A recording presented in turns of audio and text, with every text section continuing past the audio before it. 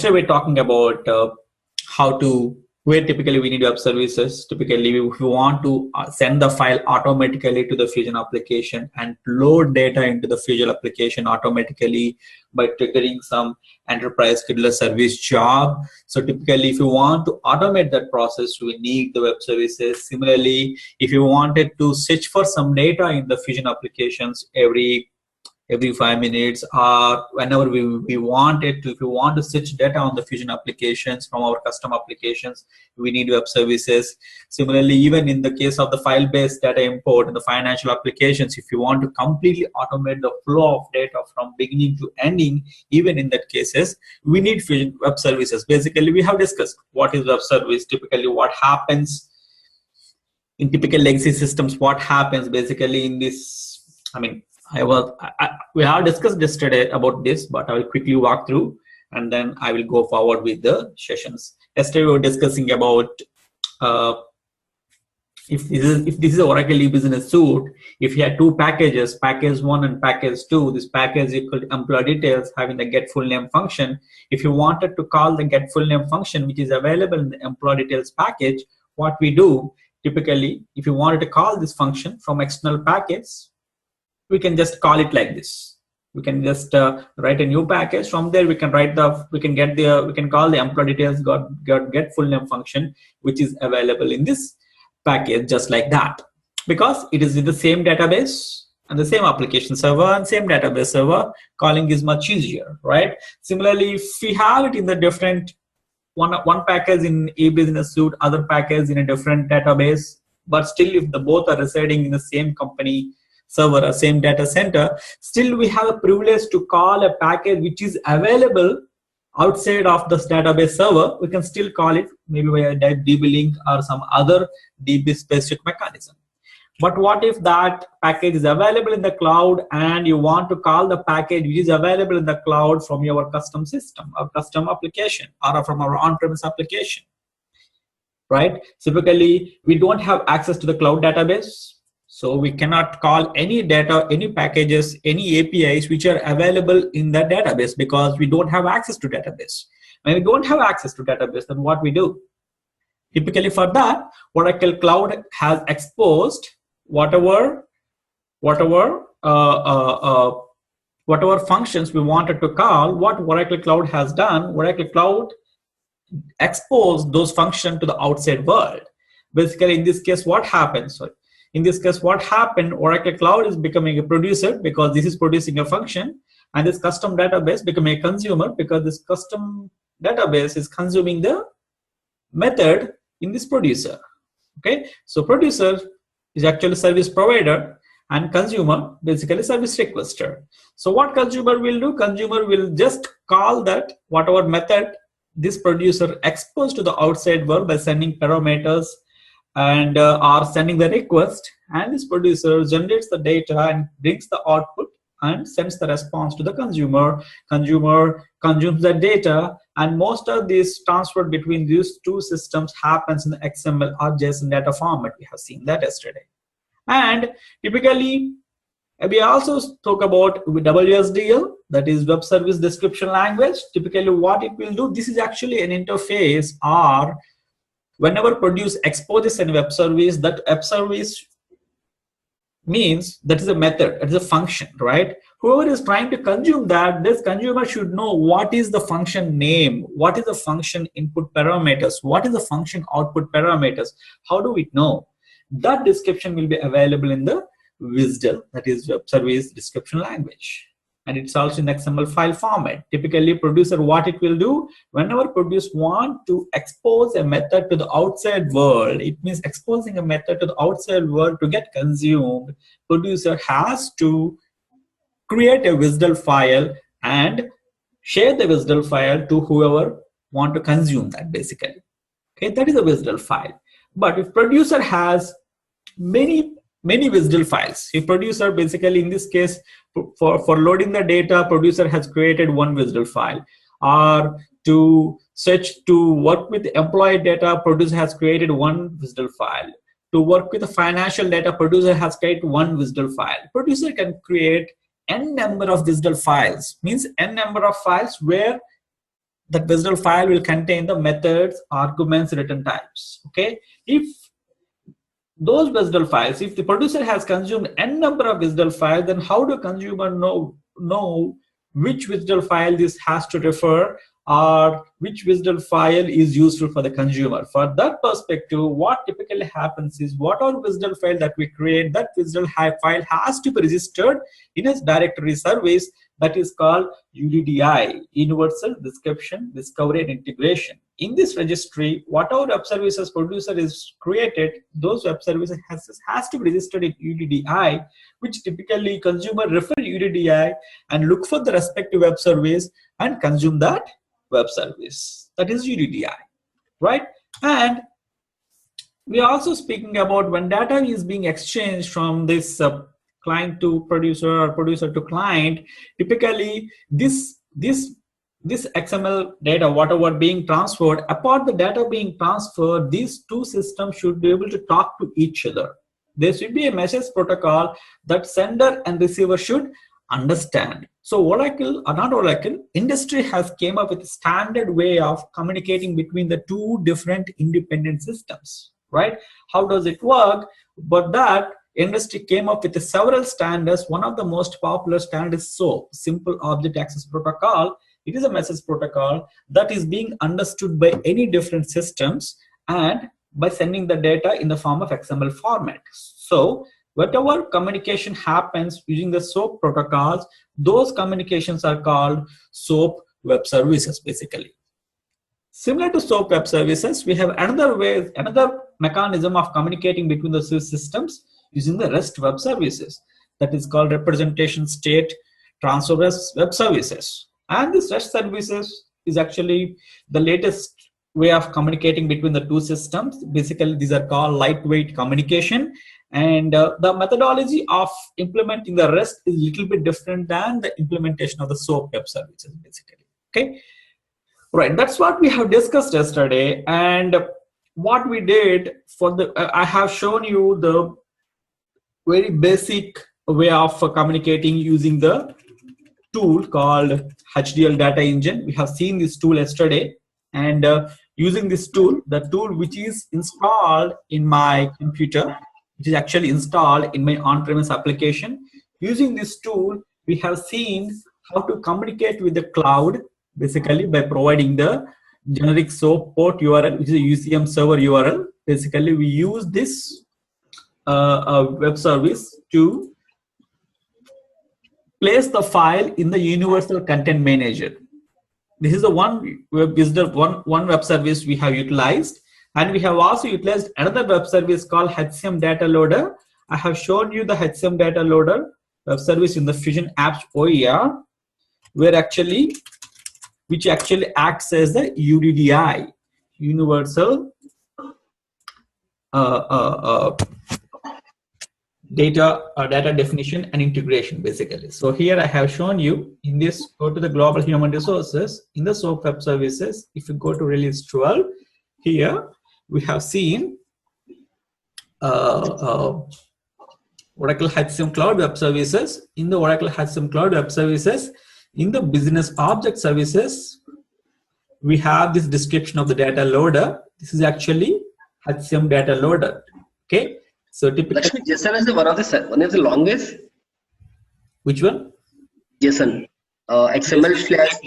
Yes, it is a kind of an XML. If the way we use XML, similar to XML, we are using JSON as well.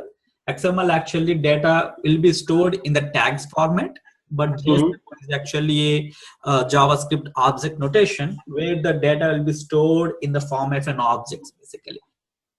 In form of tables? In the form of an objects. So it is a JSON method.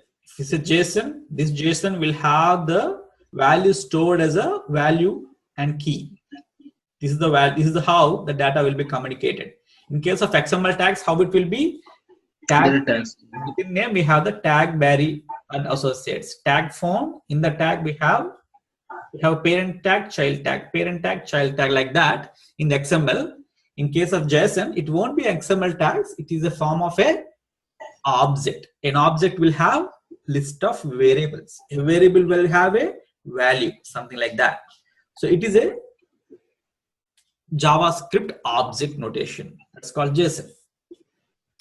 And we can send data between the two systems either in XML format or JSON format, basically. If we use REST web services, we communicate the data between two systems in the JSON mechanism. If we use the SOAP web services, we communicate data in the form of an XML. Okay. So you cannot use JSON in SOAP service, right? Yes. I mean, there's a way to use that as well. For that, we have to do a little more coding for that. The way for that too.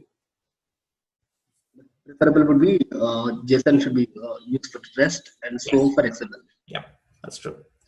So we went to this directory, and in the directory we have searched for our web service, the data loader web service, data loader, where actually we have given this web services description language, and we have taken it out.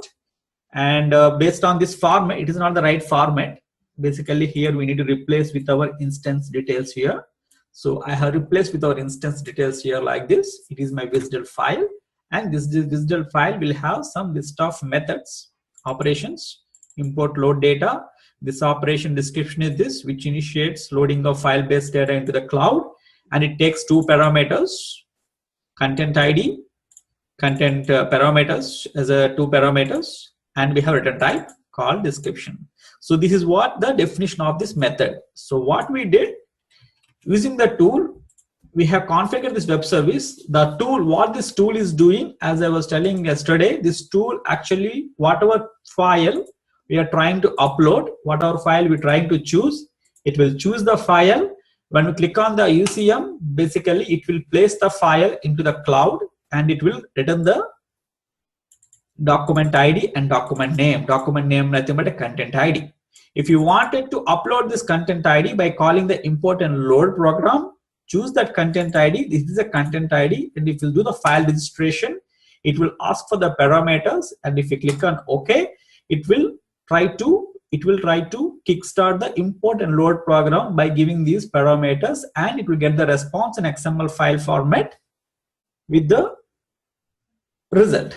So it is the returns response we received. So this response, it is actually, it has responded. That is the result, which is actually nothing but ESS process ID, that enterprise scheduler service request ID, right? So based on this request ID, you can also get the status. We have a method called get data status. For this get data status, typically we have to pass the data set name. The data set name is nothing but the file name, basically. But that is not being offered out of this tool. This tool only offers two things. One is actually to place the file, and second thing to kickstart the import and load program in the cloud. That's only two things this tool is being offered. And we have also seen how to automate this tool, basically. And we have seen a command called upload command, a batch command. We have executed this command yesterday, which actually takes the file which you want. Yeah. In HTML, if you get the error, it shows error in the tool. Right. That's a good question. So, right. So when we triggered, as we said, we are trying to trigger the import and load program by giving this parameter. So once we pass the parameter, then what this web service is doing here, this web service is trying to, see, this is what this web service actually, it is trying to kickstart import and load data program here by passing the content ID here. So what happens by passing this default parameters, then what happened, it is got response we received. This response, what is received, this response only receives the enterprise scheduler service ID. It won't return the status of the import and load process. That is not, because that is the mechanism of this web service. If I go back the description of the web service, import and load data, what typically it will do, it typically initiates the bulk load of the file-based data, whatever the content ID, it initiates it. but it won't return whether it is success or failure. What it will return? It return parameter containing information about the request identifier which initiated the import and load job. That is the concurrent ID, concurrent request ID or ESS request ID. It will just return the request ID, but it won't return the status of it. Okay, to get the status, what we need to do, we have to rely on this method, get data status. This get data status typically takes data set name as a parameter, and it will return whether the data success is data set. What is the data set? Data set nothing but a name of the file. So it will return whether that file got loaded successfully or failed or in progress or on hold. Whatever status we have in the HTL, that status will come back with this get data status. Okay, but it won't return that. It will just return the ESS process ID. That's what it will do. Okay, right. But in this tool, whatever tool we have seen yesterday, this tool has inbuilt web service implementation has happened. Actually, this tool will take only two things because there is some inbuilt programs happened. It takes only two. It can do only two things. One is uploading the file, and other one is to kickstarting the import and load process. That's what it will do. Okay. Now, after kickstarting the process, if you wanted to know what happened to that program, this tool won't help. Then what we need to do? We need to write our own programming language. We have to write our own program. Basically, from our program, what we need to do, we have to send this file. I mean, if you want a programmatical way, what typically we need to write a program where actually you have to call a web service which can send this file to the universal content manager, and that will return the content ID. And in our program, what we need to do, we need to take the content ID and call the import and load web service by passing the content ID. Once you pass that content ID, then what typically happens, it will return the ESS process request ID. Then what we need to do, we have to call one more web service which actually look for the dataset status, looking for whether it is success or failure. If it got failed for some reason, then typically what we need to do, we have to call some program in the typically in reality what happens, we need to call, we have to create a BI report which actually takes the content ID. We have seen the queries before in our HTML classes.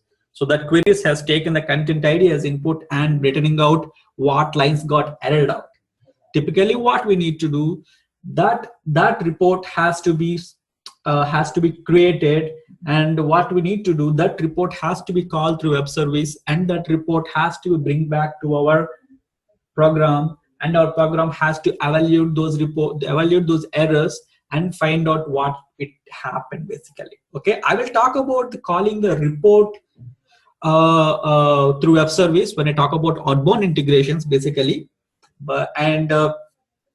Before that, if you wanted to write the web services programmatically, then I have to start with the application development framework. So that's what I'm going to start today.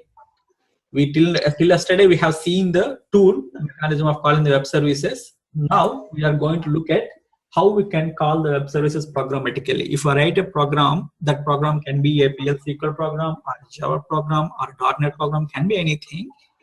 How we can write the program and dynamically call the web services and get the output, and how we can work with the output. That's all we are going to see now, and that will make us to start with the ADF basically. So that's what we're going to start now.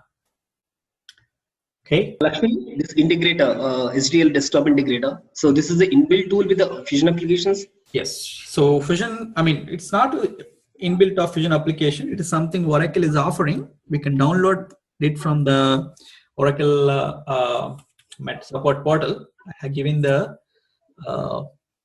note ID for that. Okay. I didn't give a note ID.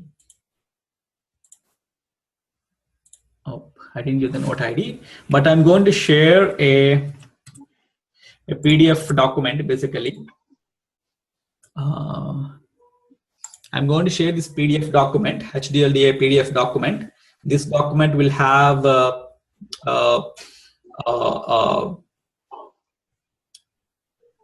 we'll have the methodology to download it. Actually, yeah, it will give us no.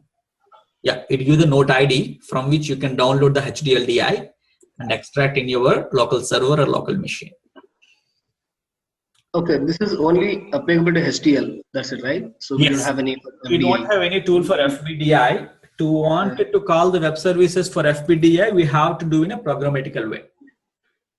Like PLSQL program and something. Through PLSQL program or through Java program or whatever you are comfortable writing the web services. So what I'm going to teach writing it in Java basically. Okay. Maybe I missed something. So how do you know whether what are all exposed web services available in HCM or FSCM? So we have to go for the enterprise repository for that. Okay. So if you go to the global financials, you will have the SOAP web services. Go to the respective version. Here you can see the web services available actually. Here you can see SOAP web service available, the common SOAP for Oracle Cloud and SOAP web services for Finance Cloud. So if you go for SOAP web services for Finance Cloud, there you can see for what business objects we have the web services given here. So these are all the SOAP web services given in the finance, where you can use these web services to interact with the cloud. Okay. If you see here, the web services in the finance, basically we don't have much REST web services. We have only SOAP web services because they haven't implemented yet. REST web services are the latest web services. I mean, the latest way of implementing it. Previously, even in the HR also, we used to have web services only, but more the upgradations are happening. They're converting the web services into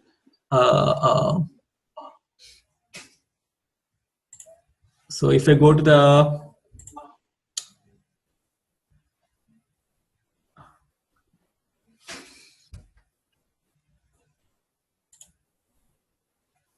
it got changed. Well, actually, maybe this is a basic question and you have covered already, Mr. Gordon. So what is the basic difference or advanced features between the SOAP and REST? SOAP and REST, basically REST actually uses a lightweight protocol. Lightweight protocol means REST basically, when it's a lightweight protocol, the communication happens through an object notation, JavaScript object notation, and the implementation of REST web services are much much advanced way, much having a high tuning, and communication happens much faster, and as it follows the most advanced technologies basically. If you want to go into the technology level, I need to cover some more fundamentals, which I will be covering later time. But as of now, just understand like that. Okay. Okay. Lakshmi, I just have a question. So this right now you showed a list of all the business objects under SOAP for finance. We have only SOAP web services now in the finance. Yeah. So SOAP web services for finance, there are a list of business objects, right? Right. That is the same list which is under FDBI. Which is under FPDI. One second.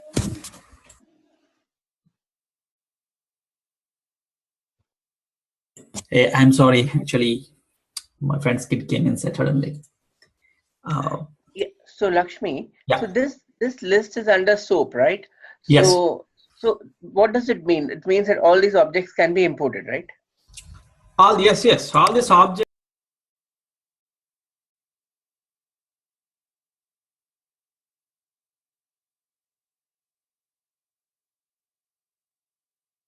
See the journal. Okay, so under the journal, we can do these operations.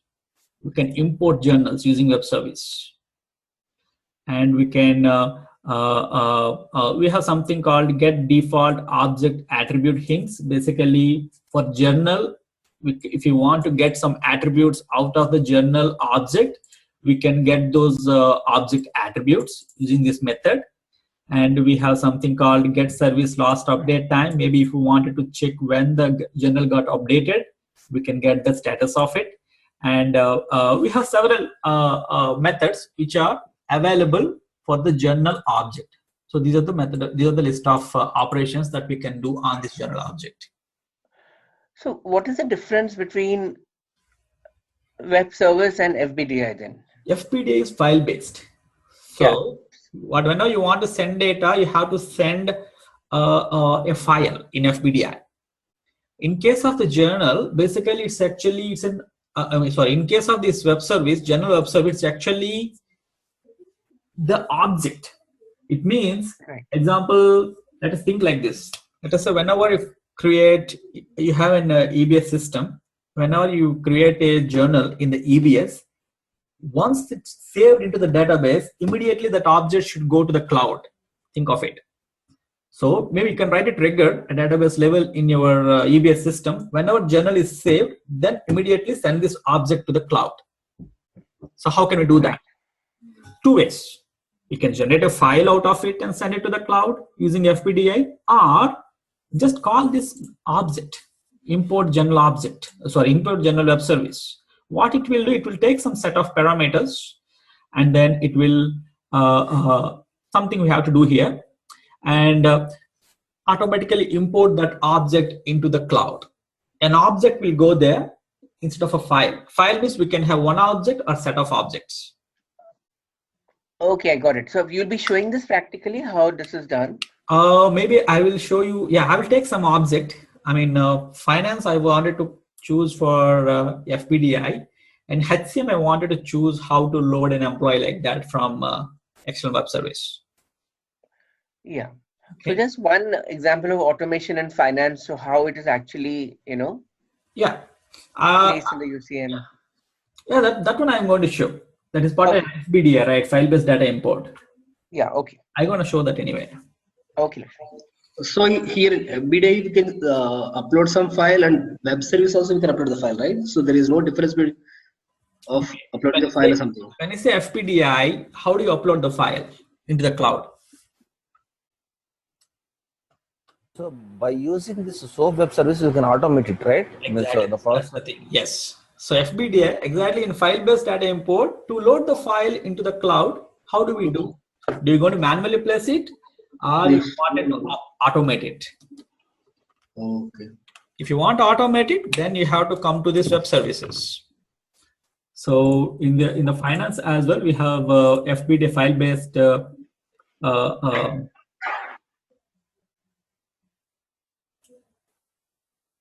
we have something called common features, where actually we have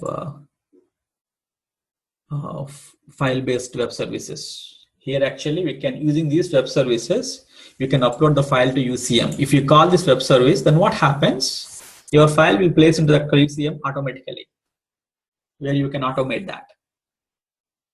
Okay, and yeah, so that's what I was trying to say basically. So instead of we selecting the file, system itself pick from a particular location, right, continuously, maybe or frequent intervals. Exactly, that's true. System we can automate that process, loading the file automatically. Okay, so that's what I have shown in HDLD yesterday. Here actually what is happening, this tool is automatically sending it. We can automate this tool as well using this command. Using this command, I have shown yesterday how to upload the file automatically from my computer to the cloud. And if I run this, if I schedule this command to execute every night by dynamically changing the file name, what typically means, actually every night I'm sending a file and triggering the import and load program in the cloud. That's it. My automation is done. There's a different command for finance, right? Finance, it will be different command. Yes. Finance, actually, we don't have tool like this. Correct. As we don't have a tool like this, we should write everything manually to consume this web service. To write a program, that's what I was starting actually. To write a program, there's many ways we can write the programs. Means I have one script in shell which I wrote to call a web service, and as people who are comfortable in their respective languages, they will write web services in their own languages basically.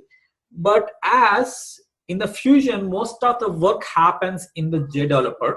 Basically, JDeveloper is a tool where we can customize, we can create the ADF applications, or we can create our custom applications to deploy in the Fusion middleware.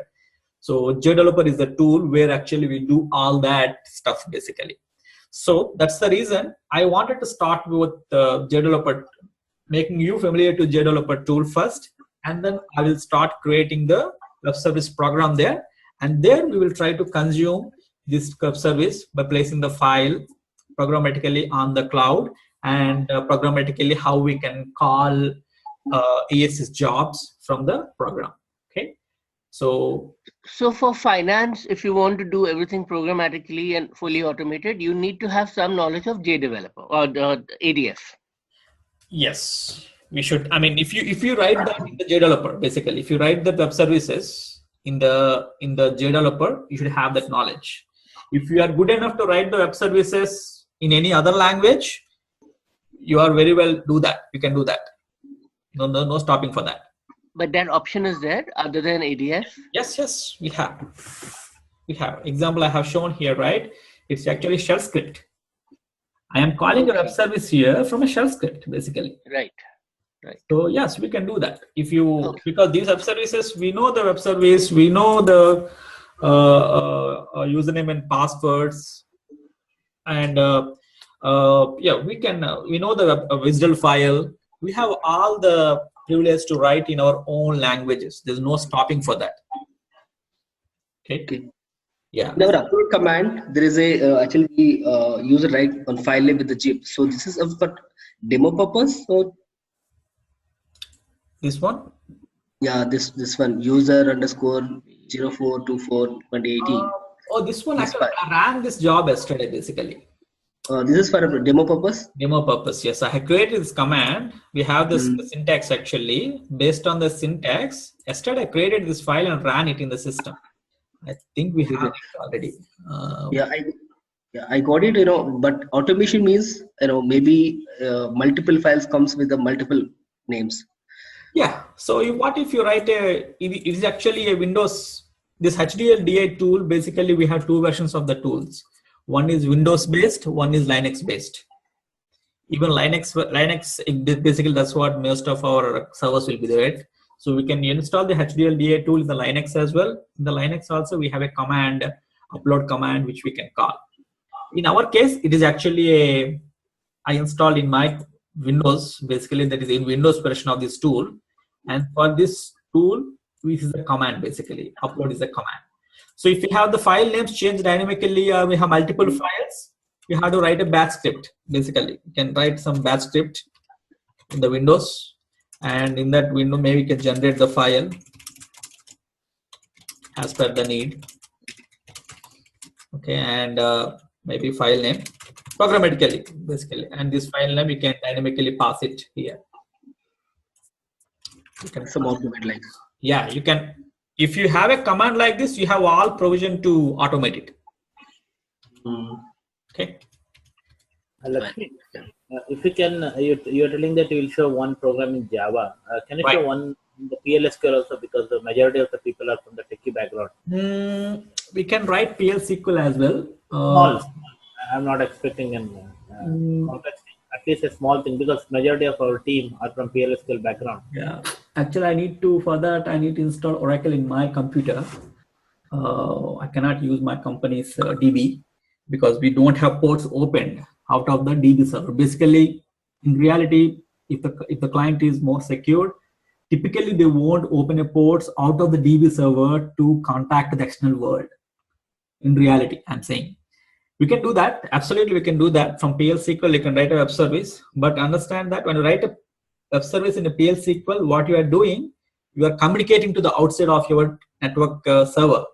Typically, that communication, people won't give you permission to do that communication from your DB server. That is the reason most of times they ask people to write it in your application server. So PL/SQL is a DB component. We can write, but there is a security concern. That is the reason people ask you to write an application server. I can give an example how to write PL/SQL. I cannot. For that, I need to install DB in my machine and then try it out. But your application server, I can use my shell script, or I can use my PL/SQL, Java code, and show you. At least shows the step by step how to implement it. At least in PL/SQL. Shows how to implement it, not real time. I'm going to show that actually. For that only, I'm trying to show you the implementation steps. We should do that in any one of the language. You have to choose one language, right? Either shell script or PL/SQL or Java. So I'm choosing Java. And most importantly, why did I choose Java? Because we have in our course we have something called ADF, Application Development Framework, which actually we use to create Fusion applications, Fusion web pages, or where we use to create the business processes in the Fusion applications if we have access to the Fusion application server. So I'm using that tool to create web services as well, basically. Okay, so that is the reason I'm going to give some introduction about the developer and some introduction about the Fusion application development framework. And then with that knowledge, I'm going to show you how to write a web service in developer. Okay. So I think maybe most of our questions may be answered by the end of your agenda, so maybe we should park our questions and, let you continue so that we. Okay. Yeah. Okay. So yeah, that's a fundamental of the web service. So let's erase out of your mind that completely and listen freshly what I'm going to talk about now. Okay. So let's park the web service concept for now.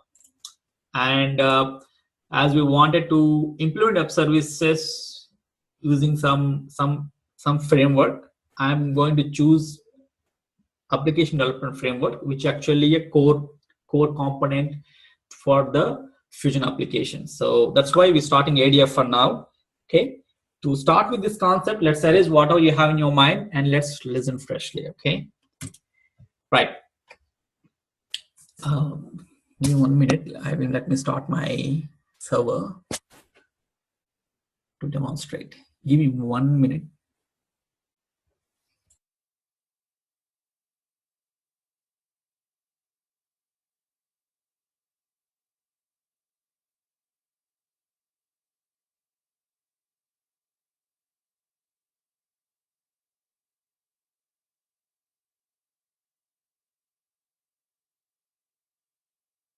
Okay. Right. So today we are going to talk about application development framework. So how do we use application development framework? Why it is very important for us. So ADF.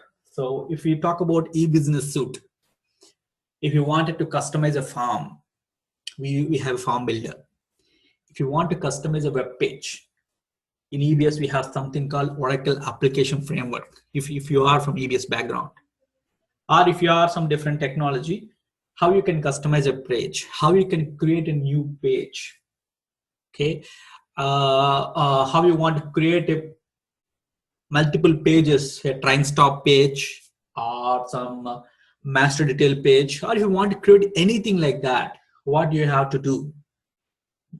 Based on your application, whatever you have used, you have to implement that.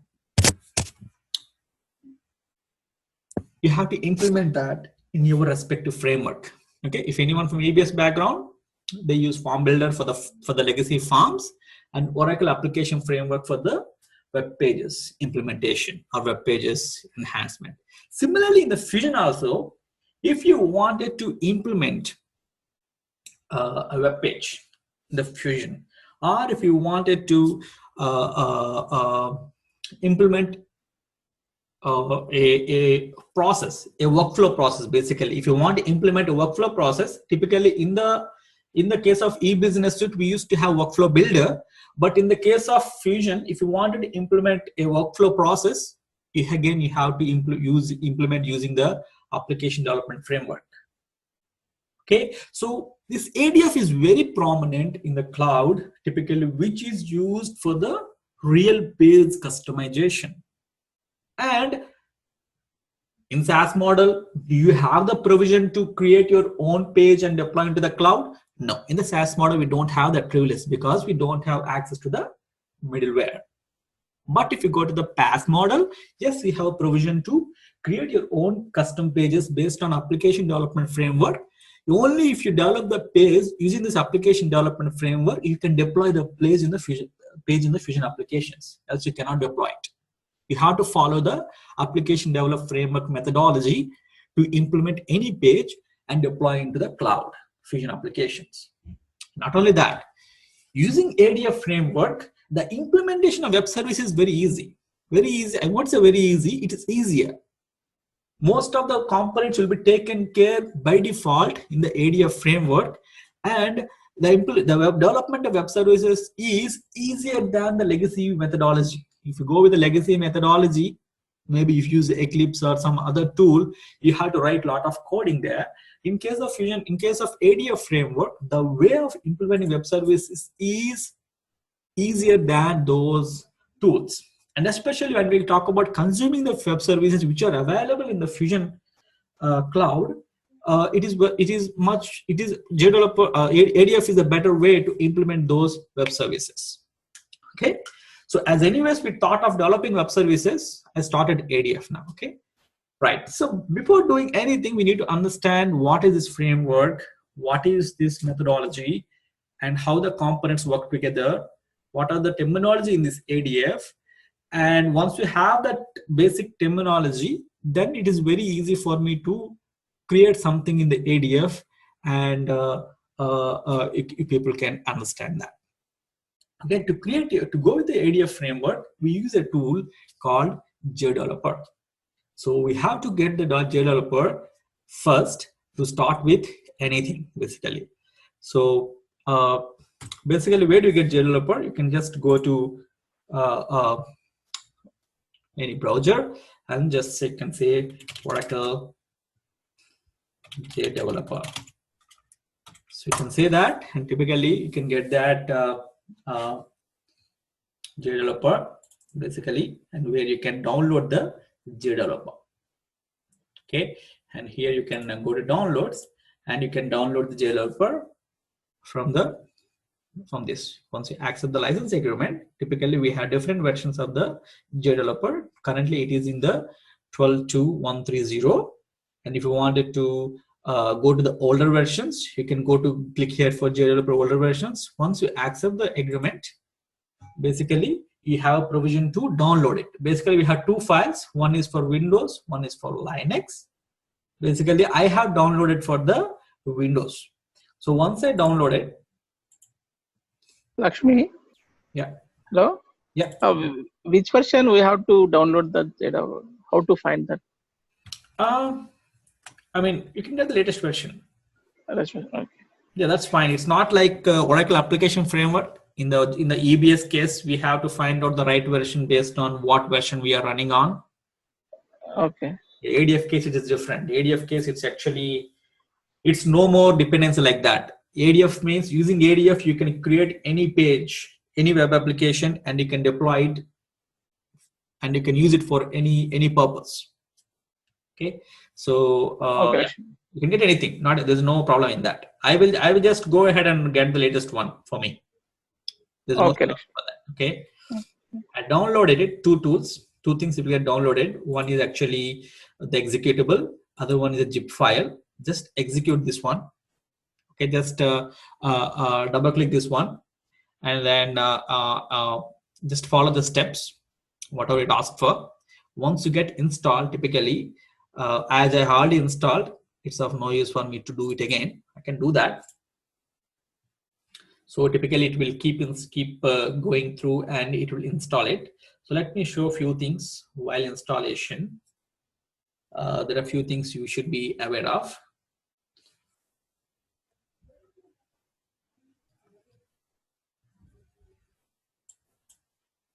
Yeah, while it is going, so Any questions? I know you have many questions, basically. I mean, some of them which you think make sense, you can ask me. If you think you can park it for some time, you can keep it.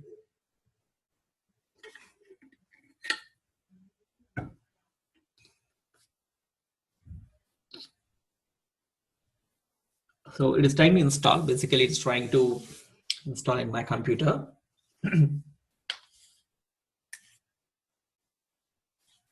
Are we going to be talking anything about Java as well? No. In our sessions? So when I talk about approve workflows, I will talk a little bit about that. But I think Pradeep has a request like to cover what concepts we have in that in an elaborated way. Maybe I'll talk about that end of all our sessions if time allows. But apart from workflows, we are not looking much into this Java part. So workflow also dealing with JDA, right? Yes, I mean to implement workflow, yes, we have to come back to the JDeveloper. Even in the SOA, it's also SOA concept, but that those SOA component has to be implemented in the JDeveloper as well. So yeah, JDeveloper became very prominent because almost all the components in the Fusion applications has to be on Java based. So any Java based application has to be developed on JDeveloper. So it became very prominent. The same version of JDeveloper is used for Oracle application framework also? No, that is a dependency there. It depends upon what version you got patched on. So in case of e-business suite, basically every client will be, they have to upgrade it or they have to install the patches, right? So if they won't install the patches, they won't be in the latest version. So based on what version they are in, based on that, you have to download the JDeveloper.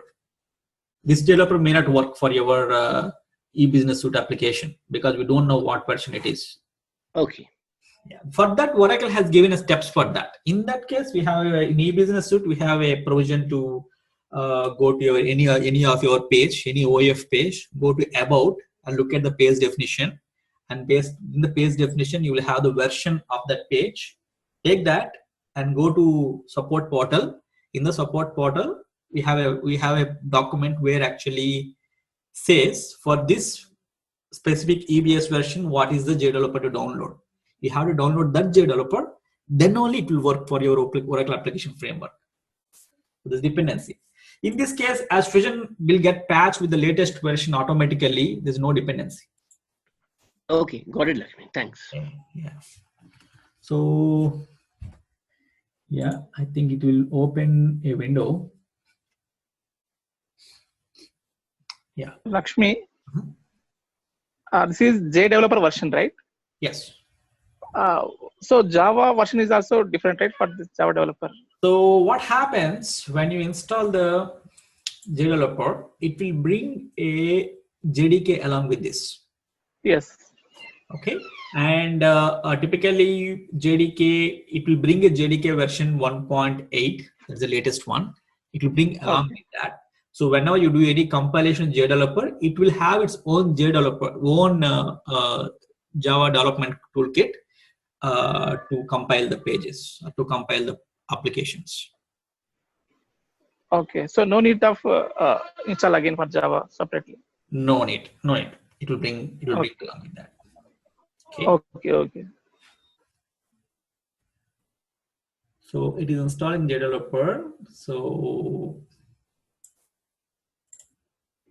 yeah, so it actually asks for the installation steps. Okay, just click next and skip auto updates because we are as for it's a demo purpose. And the Oracle home, we have to choose the Oracle home here basically. So this is the Oracle home basically, which is for JDeveloper. So typically what I will do based on the version, sometimes basically Oracle JDeveloper versions will keep on changing. As of now, as of today, I have installed 12.2.3, and tomorrow Oracle come up with a 12.3.4, right? Typically what I will do in that case, I will again get the JDeveloper for the latest version and install in my computer. In that case, typically I will create a Oracle home. So something like, you can have anything. So see Oracle.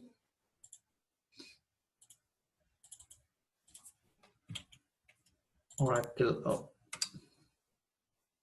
Oracle. So typically, so this is the middleware, Oracle middleware. Here it will get installed. So what typically I will do, I will create a new folder here.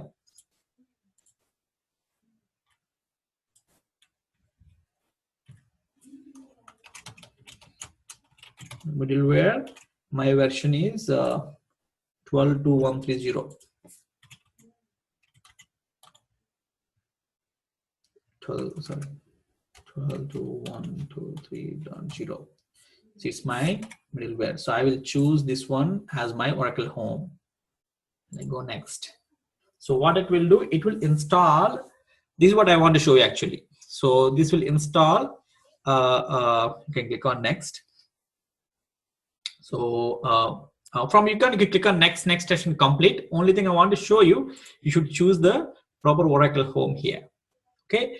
Once we click next, the process will complete and you will get the JDeveloper tool get installed on your computer. Okay. So typically what happens, so once we have the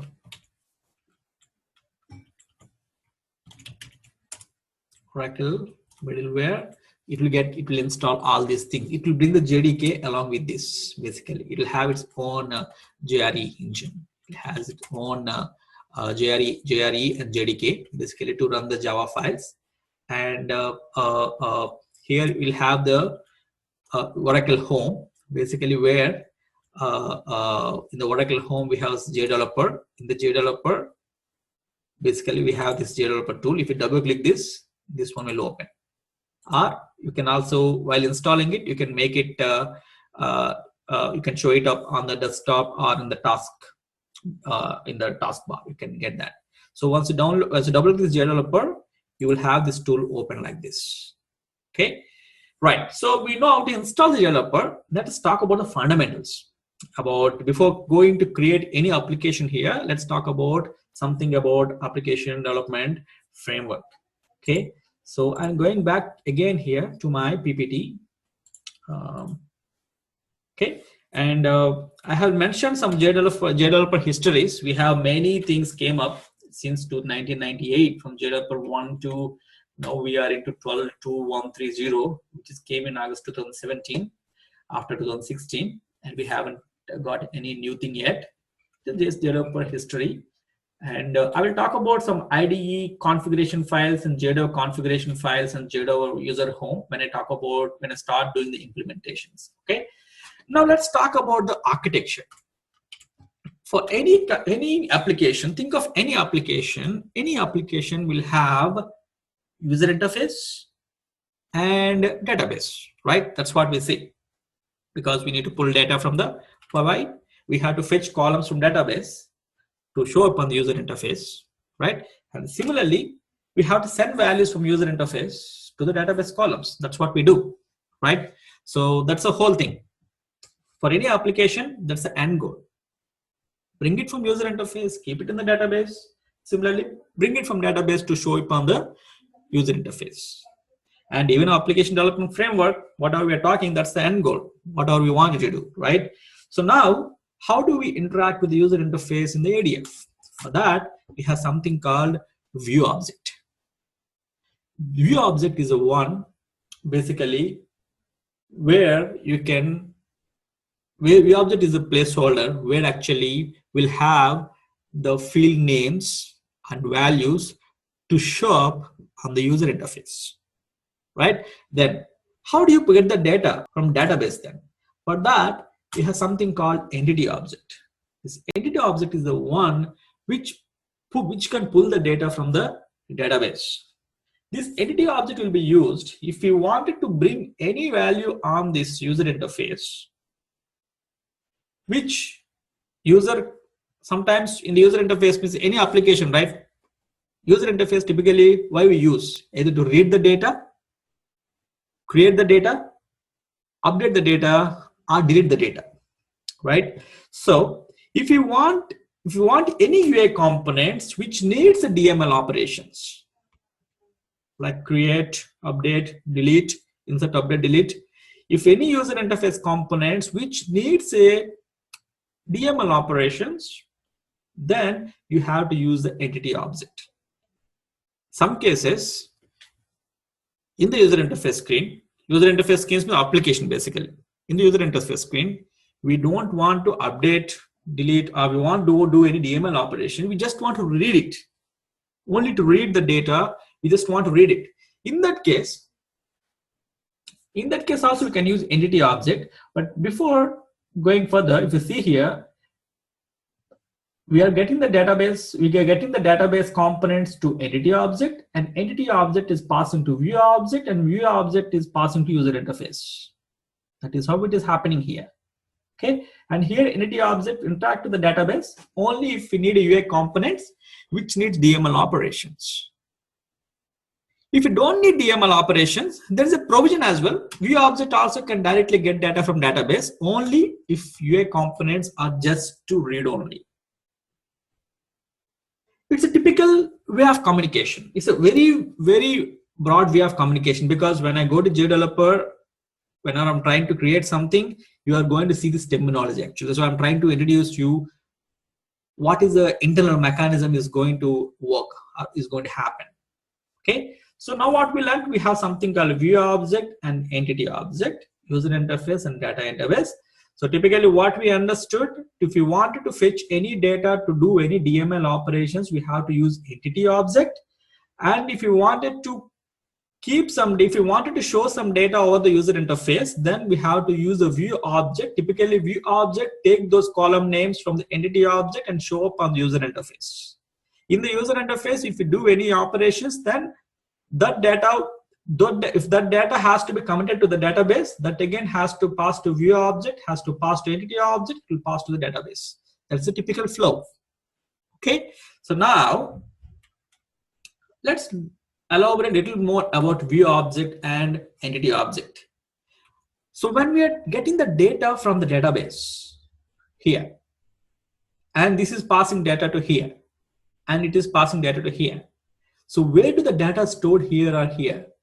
Because database table will have the data, but where do you store the data? Typically in entity object or view object, that data will be stored in the cache memory. The view object or entity object, that data will be stored in the cache memory. Okay, it won't be in the database table because the entity object already fetched data from database. So after fetching it, it will store in the cache memory. If we send it to Vivo, it will store in the cache memory. Okay, and here entity object is always based on only one table, because if you want to do any DML operation, you have to refer only one table. You cannot refer more than one table. Vivo object, we have seen Vivo object will refer to entity object if you want to do any DML operations. If you want only read only, we can directly View object can refer to the database. So read only means View object can refer more than one tables. A simple query, more than one tables can refer it. In case of that DML specific thing, View object has to refer only one entity object. Sometimes you can refer more than one entity object, basically. So View object can be based on one or more tables. It can also be based on one or more entity objects as well if it is an updatable view. Okay, so each entity object will have reference to the individual table. This view object can have more than one entity objects. When we refer entity objects, if it is updatable. If we refer, we can also refer to the tables directly if it is a read only. So view object are different types. One is read only, other one is updatable, and there are two more, transient and static. Okay, what is a transient variable? Transient is nothing but it's actually a programmable object. Think of the scenario. I got the employee details. I wanted to show employee details on the user interface. What I will do, and my intention here is I want to show employee details, and I also want to give a button called update. When I click on the button update, the employee salary has to be updated. That's my intention. It means I wanted to update an employee table. If you want to update an employee table, what I have to use? I have to use the entity object to refer this table data.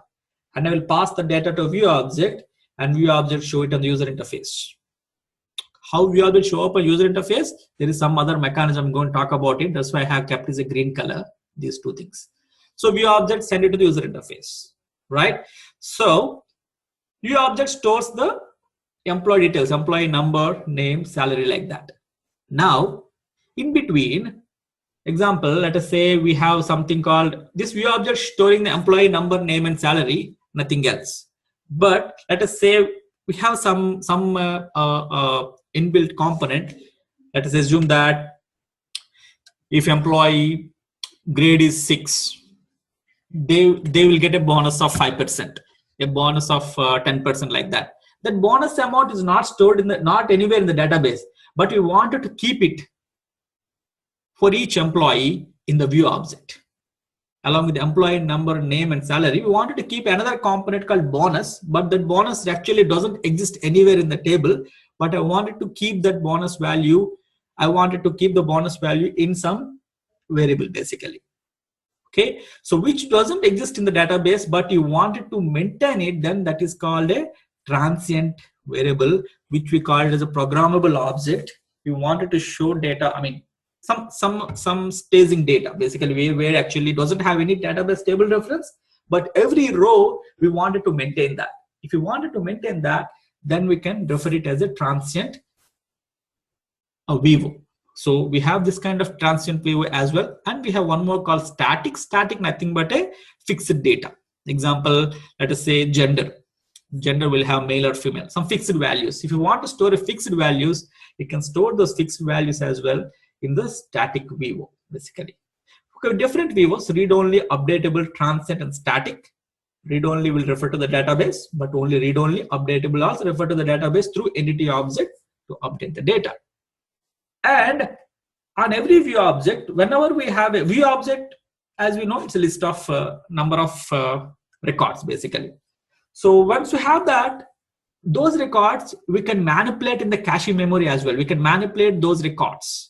To manipulate those records, we also have Java classes created for that. Those Java classes are there. Using those Java classes, we can manipulate the data in the cache memory. Okay, to manipulate that data in the cache memory, we have Java classes.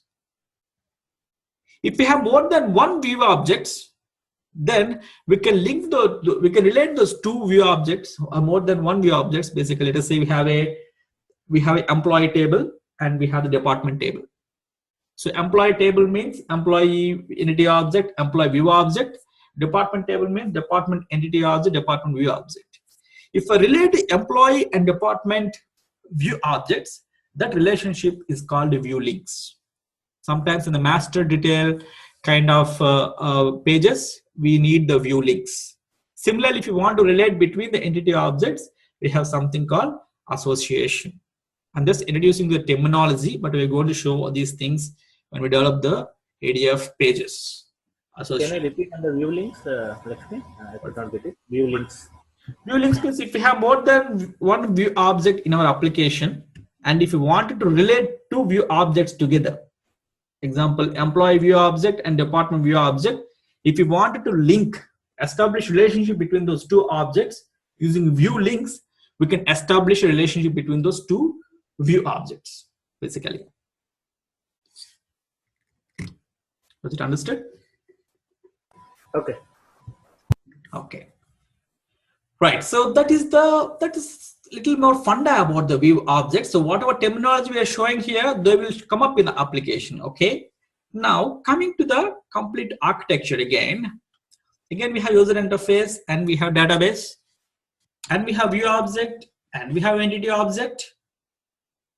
And if it is, we know that view object refers entity object, right? And entity object basically refer database if we need to do any DML operations. If we read only, we can refer to the view object, can refer database directly. Okay. Now think of a case where in the employee table, if you want to upload employee details, entity object, we are pulling the employee details here, passing to VIVO. VIVO is showing up at the user interface, and here user modified the salary and clicked on update button. The modified salary went to view object, it went to entity object, it should go to the database and do the commit, right? So that if you wanted to go with that way, if you wanted to commit the data into the database, entity object won't do that. Something else will do that. Something else will do the commit and rollback transactions. Something else will send data to the database. That something else is called application module. This application module, typically what happens is this application module maintain the, whenever you create a transaction, whenever a transaction is started, application module will maintain the state of the whole application transaction, and any commit, any rollback to the databases should happen through the transaction, and those transactions will be created in the application module. This application module will take care of interaction with the database. Okay, so how do we know when the data should get committed? How do we know that when the data should get committed? Whenever user interface do some things, and that will pass through view object, right? So view object interacts with the application module saying that, hey, we got some transaction that needs to be committed to the database. So then application module will decide and commit data to the database. Okay, now there's one more thing. We know user interface, actually view object is trying to, view object will say what data has to show up on the user interface, right? So typically there is something else called data control.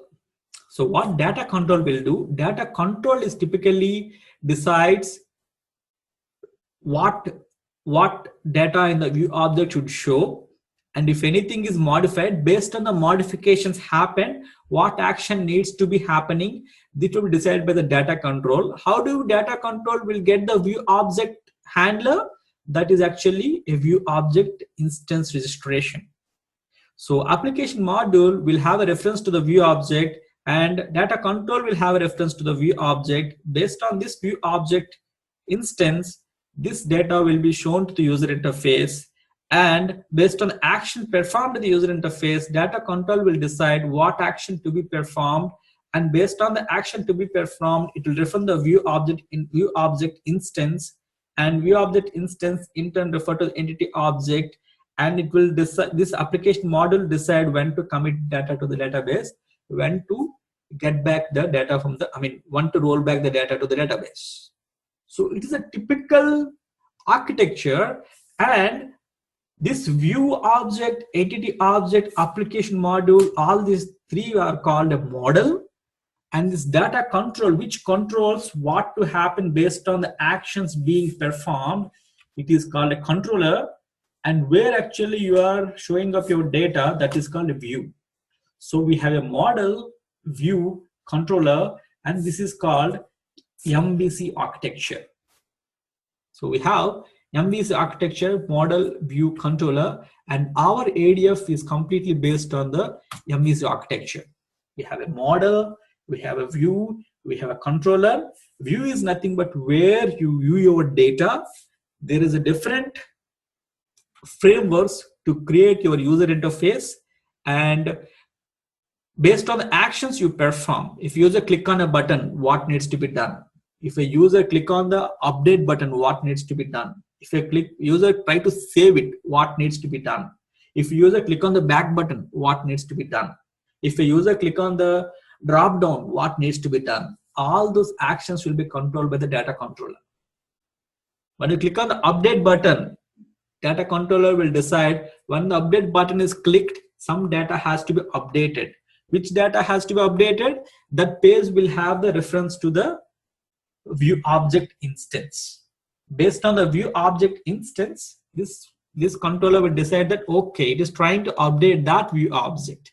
So it will refer that view object instance, and that instance will have a reference to entity object, and will identify that, okay, this is the data they're trying to update, and will inform the application module saying that, hey, go ahead and update the data, and the application module will go and commit the data into the database.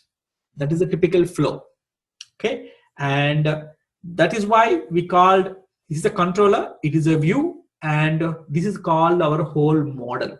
So this model is very important for any project because it is where typically where the real things are happening. Okay, and that is the reason ADF is based on MVC architecture. It has a model layer that handles interaction with the data sources and run the business logic, and a view layer that handles the application user interface, a controller that manages the application flow and acts as the interface between the model and the view layers. And we have a separate application into these 3 layers, simplifies maintenance and reuse of components across applications. The independence of each layer from others results in a loosely coupled service-oriented architecture, because every layer has its own methodology, own technology basically. Okay, so if you see here, it is actually model, view, controller. View, we can have desktop view, mobile view, and browser-based view. And browser-based, most of us we use browser-based view, which actually uses Java server faces or ADF faces. And controller can also be used, can also be created using Java server faces. In the model, we can create it using ADF framework. We have something called ADF binding. And at the top, at the bottom, we have the business services. That business services can be a database services or a web services. Typically, Oracle application framework, we have a database here. But when come to application development framework, we have the database. What are I'm saying here? This component can be any of these. We can refer any of these components, and this model, controller, view will work together and get the data updated accordingly and displayed accordingly in the Fusion applications. So it is architecture behind the Fusion application development. So if you wanted to develop any application in the Fusion, we have to make sure we have to model, controller, and view, and we have to make sure based on operation we are trying to do, are we trying to do update, go entity object, read only, go with the view object, and we should have application module. This application module creation, data controller creation, these things will happen automatically.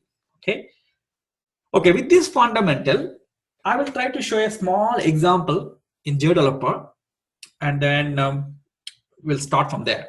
Okay, so let me go to JDeveloper, and now I need to create an application to do any operation, right? So to create an application JDeveloper, typically we have to go to new, go to application. In the application, as whatever development we are going to do, that is basically ADF Fusion web application. So this is what we're trying to do. We are going to do the create application specific to ADF Fusion web application. This is what you're going to choose for any of your application. Okay, doesn't mean that you are going to create this application, deploy it in the cloud, but even for the simple web service development as well, we can create the application as a Fusion web-based application because we are going to use the ADF framework in that. Okay, I'm going to choose it, click on OK, then it's going to ask our application name. So I will say RB3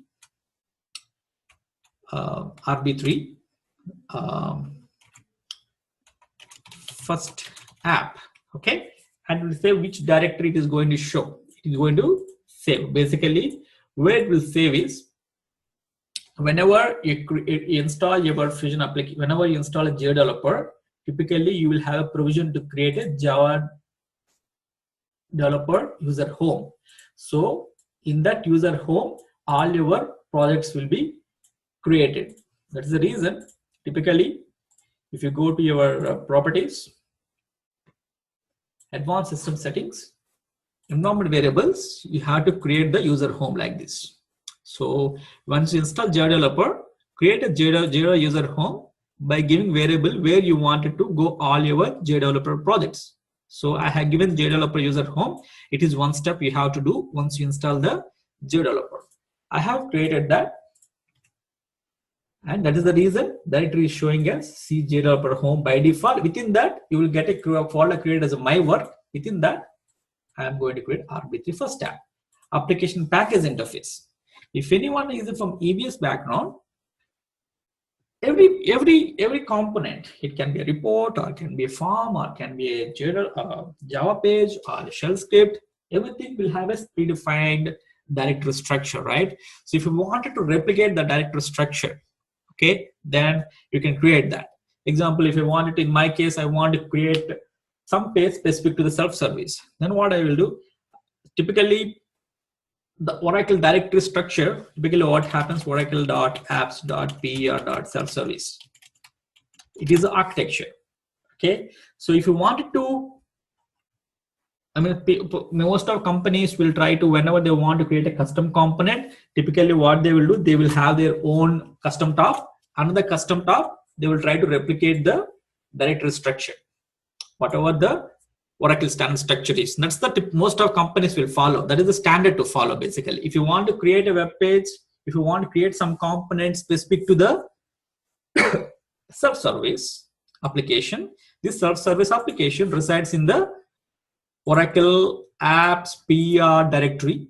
And if you wanted to build some custom applications specific to self-service package, then I would start with my company name, begin with the remaining structure. It's your choice. It's not necessary that you have to do that. You can, sometimes you can just leave it. You can just no need to give anything. Oracle this developer will create a package default as model. Okay, but in our case, I'm trying to follow a standard. So I'm going to give RB Oracle applications, PR is HR top. Under that, I'm giving a self-service module specific. So I'm giving this package name. So what is typically happening, our project is going to create in this package. Click on next. The build tool, it's typically the JDeveloper default build tool. So when we talk about deployment, then we can talk about Maven and Ant servers. So for now, nothing to worry, just take the default build tool. Then it asks for the project. Your application can have n number of projects, not limited to one. You can have any number of projects in your application. So what is the project name you wanted to give? Okay, and this project, what are this project features? Because we have chosen the Fusion web application, we can create ADF business components, we can create Java programs, we can create XML specific things, we can do any of these three things. So I'm going to give a project as RB first project, something like that. Okay, so, and directory, same directory. If you see it is application, within the application, the project. So let's click on next. And here, what package you wanted to keep this one project? I want to keep this project in the same package. So it is a package I have given. So whenever we create a project, that project will come under the model, because model is very important in our architecture. So everything is come under the model. Okay, you can keep it like that. And we have source path and output directory. So whenever you create a project, basically it will create, if you keep working, you will have two kinds of files. One is Java file. Once you compile Java file, it will become the class file. So all Java files will be stored in the Java source path, and all the class files will be stored in the output directory. Where do you want your Java files in your project? I want to keep it in my same location of the project. In that subfolder called SRC, I wanted to keep my Java files. And once it got compiled, I want to go into the classes file, classes subdirectory. Yes, that's okay for me. Click next. And then project 2. So the project 1 is actually model. Project 2 is actually view controller. View and controller together will come into the project 2. Okay, the first project went to model, next project is view controller. And what view controller can do, we can create ADF faces, ADF page flow, and Java classes, JSF classes, JSPN servlets, and we have my faces and XML. We can do many things in this view controller. So that is what it is, the project name. Do you want to keep the project name as view controller? Yes, I want to keep it like that only. That one I can identify what is model, what is view controller, and it's my directory, and then source path. And see that the view controller will go into the view view package, and in case of model, we go into the model package. Source path is source, and classes is the classes under the view controller subdirectory. That absolutely identify what are the model classes, what are the view controller classes, click on finish. It will start building the structure. It build the structure here. RB. Okay, so this project we can delete. This is the old one. So it is our project RB3 first project. So here we have the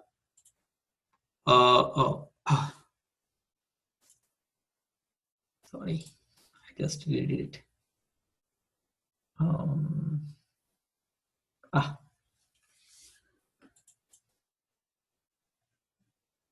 I just deleted it. I didn't save it. Let me quickly do it. You deleted the model. I deleted the model, yeah. So, yeah, by mistake. By mistake. So let me delete this one as well. Let me create new application quickly. I'm sorry for that. So Fusion application and RB first project and Oracle apps.pr.self-service. So click next, and yeah, I'm keeping default. I'm keeping model. I'm keeping the same thing. I'm keeping the view controller. View, finish. So I got my model and view controller both got created. So a model where actually I didn't have anything component created yet, and I have the view controller where it will create the application sources and web content page flows by default, but this is actually very plain and doesn't have much meaning yet.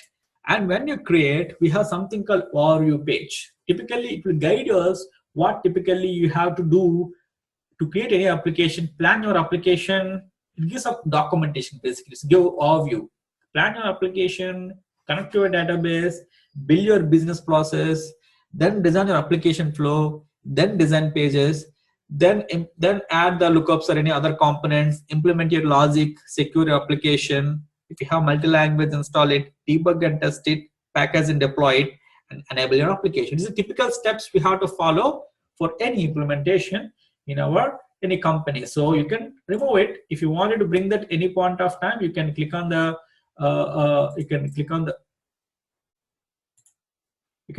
project, and you can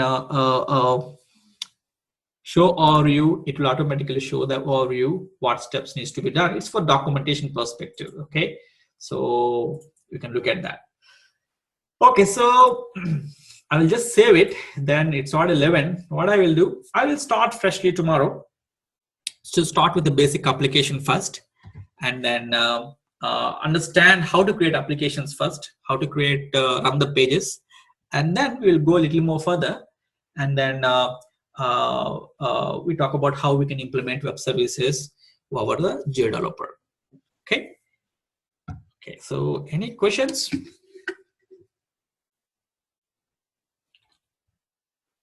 In the architecture, the flow call should be from controller to application module, from there to database, then new object, then entity. Yeah, I mean, where you got confused here? So user interface to controller. So if you want to interact with user interface, if you wanted to, user interface will have that. Any user interface, you think of it is user interface, right? So this is a web page design.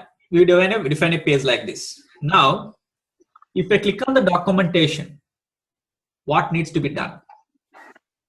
I click documentation, what needs to be done? That decision will decide by the data control. Controller, okay. Yeah, when you click on that, data control will decide, okay, when you click on that, it will understand that, okay, that is a business logic built inside. We can think of that, okay, once you click on this button, go to somewhere and get the data. How do we know that? Maybe to look that, okay, go to some view object and get the data. Because there is a business, there is some logic built inside. We have to build that logic here. When some click happens in user interface, what needs to be done? That actually decided by the data control. And with data control actually refers application module to get the instance registrations, the view object instance, because view object carries all the data here. So it look at the view object And then if they have a mechanism written here, if you click on documentation, go to that table and get the data. Going to the table and getting the data basically happens from view object. Actually, view object refer to entity object, the database, and pull the data. If we have a hold of view object, we can show data here. So data control typically refer to view object instance to pull the data on the user interface. And once we click on submit somewhere, then what typically happened, we have to commit the data into the database. And what it will do, this data control tells the application module to commit the data into the database. This application module will take care of committing the transaction to the database. That's how it happens. Lakshmi, in your previous slide, go to previous slide. This one? Previous one. Yeah, you are linked to view object to user interface in this slide. Yeah, just to understand, I have mentioned it, but that's why I mentioned green color actually. Okay. Yeah, at the beginning, if I bring everything, maybe it's confusion. So that's why I kept it a different color. Okay. Brought the. I got it. Yeah. In the previous slide, we have a two-way interaction, but here only one-way interaction, right, between the view object and the application module. Yeah, we are actually registering the view object in the application module, and once registered it, we have this control view object through which you can access the data. So, and data control use that instance and keep interacting with the user interface. So we are going to see that actually tomorrow you'll be seeing how when we start creating our application, you will see all these things in the first shot itself. Then you'll understand what is happening. Yeah, in the previous slide explains about it. Okay, so view object built within the application module then. View object and application module built in the model, you can say that. And another way, the reference to the view object will be in the application module. Yeah. So typically, it's a OOPS concept, object and instance. If you have an object, to use the object, you have to create the instance. That instance is available in the application module. Instance is a real object. Real entity. Object is a virtual entity. If you're aware of the OOPS concepts, that's how it is. Any Java background, that's how it works basically. So we have object, instance to the object will be created in the application module. If we have the instance, that is the real hold of the data basically. We will see it tomorrow. I will show you what I mean. Okay, Lakshmi. Bye, Lakshmi. Thank you. Okay, thank you. See you tomorrow.